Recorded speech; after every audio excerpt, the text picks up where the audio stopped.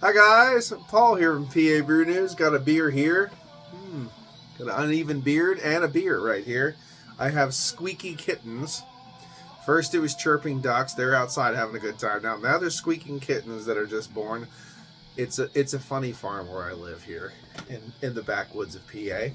I have a beer here from the Goose Island Brewing Company.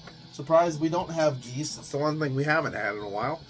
So maybe I'll have to raise some geeses at some point in time.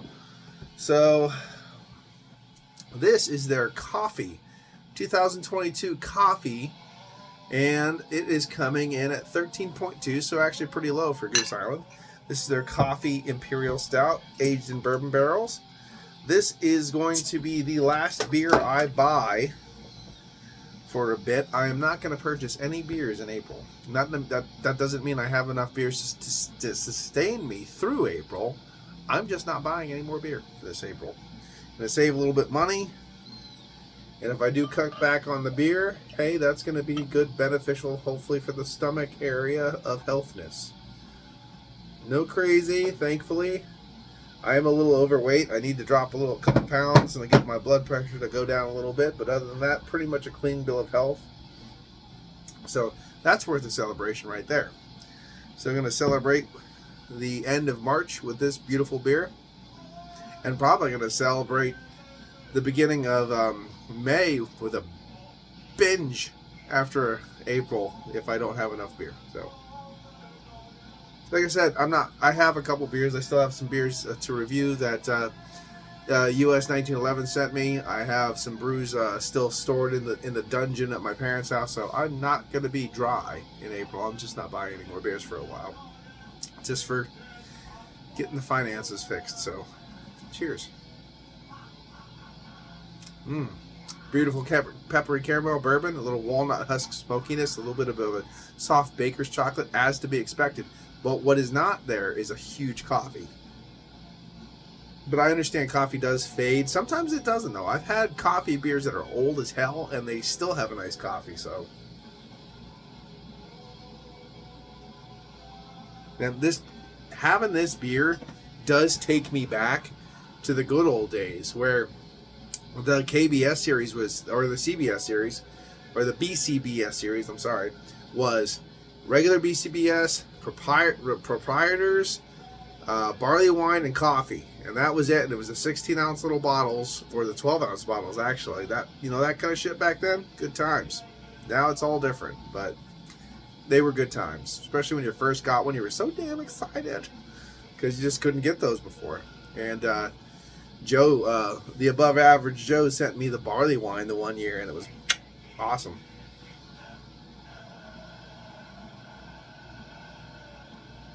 Smells great. Cheers.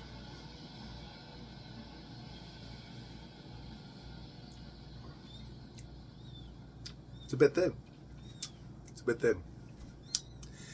I would actually consider this high side of a medium body thin.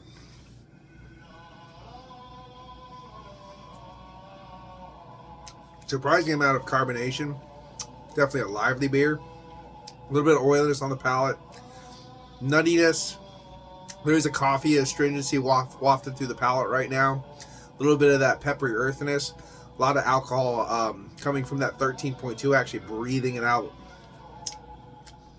Yeah, a lot of nuttiness. Burnt caramel nuttiness on the palate right now, sitting on the tongue. I'm assuming a little bit of that. There's that coffee kind of coming through. It is here.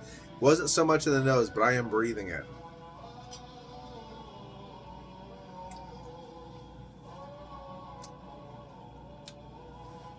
It's not a bad beer, but it is a bit thin. It is dry. There's not a lot of other things going on. There's no real sweetness. Usually there's a little bit of a playful kind of a sweetness with that caramel, from that peppery caramel. There's a little touch of something that fills it up. There's baker's chocolate, dark chocolate, those kind of things. This isn't really has that. It's more nutty, astringent, coffee, obviously, smoke.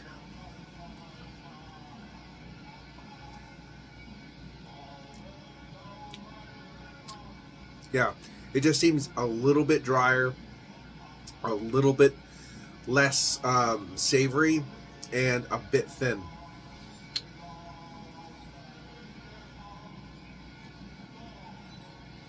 I am getting coffee though. I'm getting that coffee. There's a hint of that caramel peppery bourbon. A lot of alcohol coming through here, breathing it. That is noticeable. Not hindering the drinking experience, but I'm breathing it. Walnut husk there, mixing it with that nuttiness, mixing it with that coffee, drying the palate out with this earthy pepperiness. Yeah, unfortunately, there's no nuances of toffee and milk chocolate and baker's chocolate and dark chocolate, all those things that I normally get with a little bit with the Bourbon Counties. This is just more husk, walnut husk, nuttiness, coffee, earthy astringency, earthy pepperiness, that kind of vibe.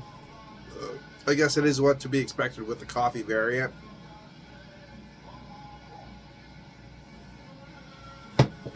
It's not a bad beer, but for the $25 I paid for it over there at Frosty's or whatever it's called in Muncie, I would hope for a little bit more. I did have the Biscotti and that Sir Isaac.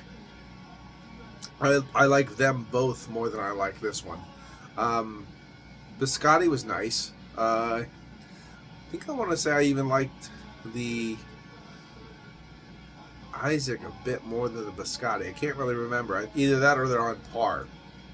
But for the money and where you can go, I would just get the base version. The base version is really good generally, and over at places like Weiss and stuff like that, you can get them for $13.99 a bottle instead of the $21, $22 variants that are generally not as good, or just as good or close. So yeah, I definitely, unless you really have to have this, I'd steer clear of this one. It's just not really meeting the mark for me. It is a 22, I understand that. I don't know if they ever released, no, this 22 is right, because they do it every Black Friday. So, and this is just not really hitting it for me. Like I said, try the other ones, but if you really like a drier beer, then this is good. But I think I'd rather have just the base, to be perfectly honest. I'll give this one a 7.5. This is Paul from PABrewNews. Cheers. Bye-bye. Watch that finger.